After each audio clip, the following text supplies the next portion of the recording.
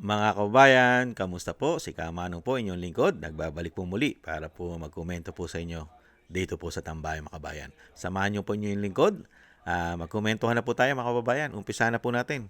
Ito po, pinag-uusapan po si Karen Davila mga tambay sa social media mga kababayan. Dahil daw po si Karen Davila umano ay alam na naman po natin to dahil media po ito broadcaster at nasa mainstream media. Alam naman po natin kung sino ang mga may-ari ng malalaking mainstream media sa ating bansa. Pati nga po ang politiko na tinatawag na tambaluslos ay may pag-aari din pong media. Mga kabayan, ano po ba ang may expect mo sa mga taong ito? Hindi po ba? Kaya lang komentuhan po natin dahil nga po sanay na sanay daw pong kumain ng suka. At ito pong si Karen Davila, mga kabayan, kung natatandaan nyo rin po, nung panahon po ng kampanyahan, ay binabatikos po talagang nagbitaw pa ng salita ito umano na pag nanalo daw po si Bonget na tinatawag na bangag, ay siya daw po iaalis na ng Pilipinas. Hindi po ba? Pero nanatili po mga kababayan sa Pilipinas. At ganito naman po ang sinasabi po ng ating mga kababayan. Nung kaya po nagulat ang mga Pilipino. Si Kamanong po hindi po nagulat. Nung una po, ganito po ang kanyang banat sa gobyerno ng bangag na tinatawag ng kanyang ate. Ito po siya noon, mga kabayan. Pakinggan po natin, panoorin po natin kung paano niya po batikusin din ang gobyerno ni Bonget, mga kabayan. Pakinggan po natin ito, panoorin. Alam mo ba kung paano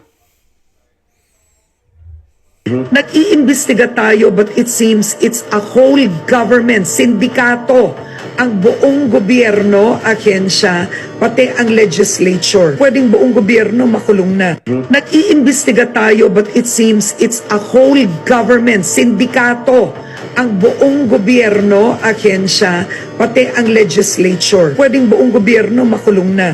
Nag-iimbestiga tayo but it seems it's a Ayan whole po. Nag-iimbestiga daw po, ayon po yan sa kanya, na pwede nang makulong lahat daw po ang buong sangay ng gobyerno, pati ang legislative. Dahil nga po sa sobrang korupsyon, mga kabayan. Sobrang sindikato raw po. Halos buong ahensya ng gobyerno ay sindikato ayon sa kanya. Pero ngayon po, ito po ang kumakalat ngayon mga tambay. Kaya po, sabi po ng mga kababayan natin, nanindig daw po ang balahibo nila. Ito po siya ngayon mga kabayan. Ito po siya ngayon. Yung sinasabi niya sindikado ang buong gobyerno. Ipinagmamalaki niya na. tuwing gabi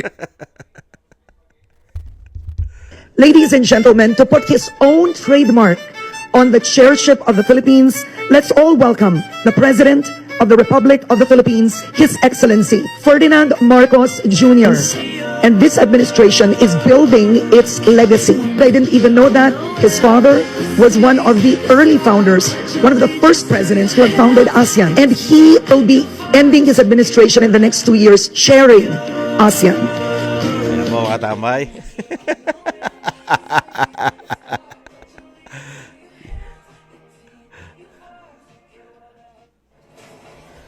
Yan na po si Karen ngayon mga tambay. Nakita niyo po. Kaya nga po sinasabi natin, si Karen Davila po ay hindi po siya kain suka, mga kabayan. Siya po ang klase po ng media at klase po ng broadcaster na hindi po kumakain ng sinuka na. No. Mga kabayan. Siya po ang broadcaster na may paninindigan. Mga kabayan. Basta nasabi niya na, hindi na po niya babawiin. Ganyan pong klase ang karamihan. Hindi naman po lahat. Karamihan po ng mainstream media at broadcaster sa ating bansa, mga kabayan, karamihan po ay ganyan. Hindi po ba? Yung tinatawag na 2-5 umano. Kung saan po malaki ang pakinabang umano. At kung gaano karami maleta umano. Hindi po ba? Ano po aasahan natin kay Karen? Pera-pera lang po yata. Din yan umano. Hindi po ba? Nakita nyo po, yung buong gobyerno po, ayon sa kanya, buong gobyerno na ay sindikato. Korap. Lahat ng ahensya ng gobyerno ay korap. At po pwede nang makulong lahat sila magmula sa palasyo. Pero ngayon po, excellency. At napakadami po achievement pa na kukunin sa loob ng 2 taon ay talagang iaangat pa ang ating bansa, mga bayan. Dahil ito po ay itong gaganaping summit po sa ating bansa ay siya po ang nakuhang tagapagsalita. At talagang proud na proud pa po siya ipakilala po ang sinasabi niya na gobyerno po na sindikato. Yan po ang klaseng Pilipino at klaseng angkor at klaseng media. Si mga bayan. Yan po, nakita niyo po. Ibang klase po ito ito po ang ating kababayan na ito. Ibang klase po, di ba? Kaya diyan mo po makikilala si Karen Davila, mga bayan. Yan po ang tunay na Karen Davila, mga kababayan. Siya na po yan, mga bayan. Di po ba? Galit na galit, batikos na batikos, at nakakakita po siya ng korupsyon at maanumalya sa gobyerno, sindikato na, lahat po, pati legislative, ayon sa kanya. Pero, mga kababayan, pagka po kinausap, sa tama na pakipag-usap, basta tama ang pakipag-usap, ayon po, nasa Malacanang, mga kababayan, nasa Malacanang na. Yan po si Karen Davila, mga kababayan. Yan po. Wala po tayong magagawa eh. Ganyan po talaga ang gobyerno ngayon eh. Hindi po ba? Saan ka ba naman nakakita ng gobyerno? Halos kasama na po nila lahat ngayon. Pati po yata ang mga kaliwa. Umano. Hindi po ba? At lumagana po ang mga addictus at korupsyon sa ating bansa. Lahat na po ng problema ng bansa ay nasa kanila na pong administrasyon ngayon. Umano. At yung sinasabi naman po na may impeachment naman daw po. Anong klaseng impeachment po? Ang moro-moro. Pambihirang impeachment yan. Saan ka nakakita na in-impeach mo ang Pangulo? Ang mag-i-impeach abogado rin nila. Umano. Unbelievable. Kaya po itong gobyerno na ito ay sanay na sanay po at talagang makakapal na po pagmumuka umano. Sanay na sanay pong gaguhin, budulin at tarantaduhin at walang yain ang mga Pilipino umano. Katulad din po yata ng isang broadcaster, ng isa pong kinikilala daw po yan, mga bayan. At kilala pong broadcaster, mga bayan, nasa media. Hindi ba, Karen?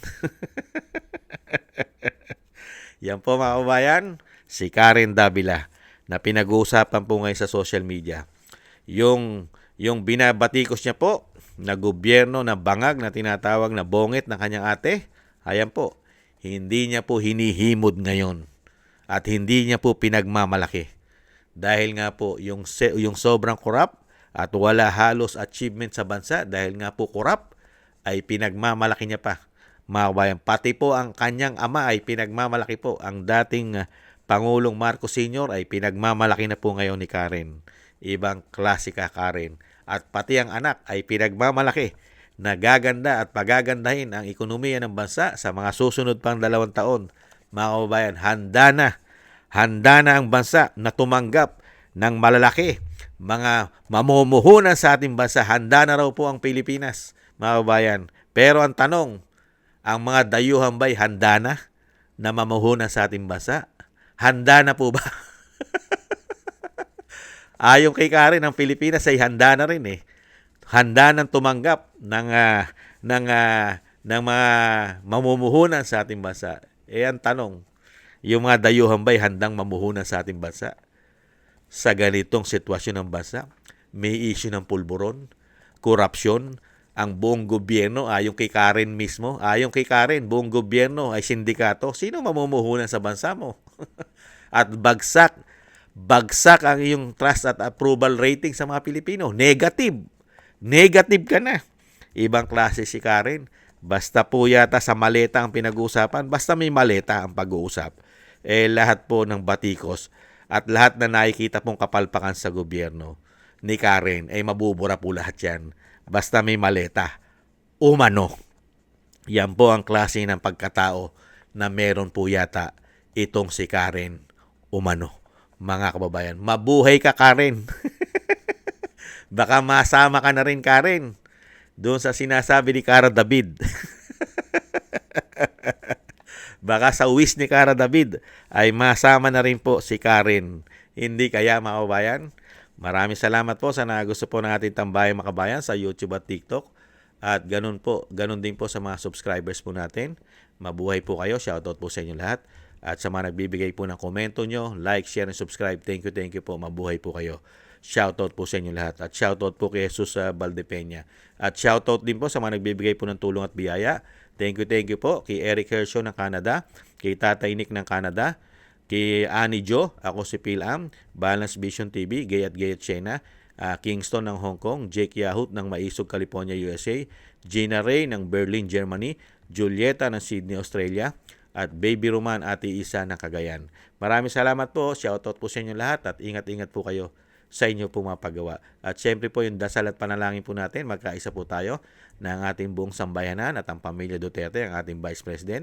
Ganon din po ang dating Pangulong Duterte na tayo pong lahat ay maingatan sa kapahamakan. At madugtungan pa po sana ang buhay at kalakasan ng dating Pangulo. At makalabas na po siya sa lalong mabilis. Maraming salamat po mga tambay. Ingat-ingat po kayo. God bless po. Taste lang po tayo. Bye-bye.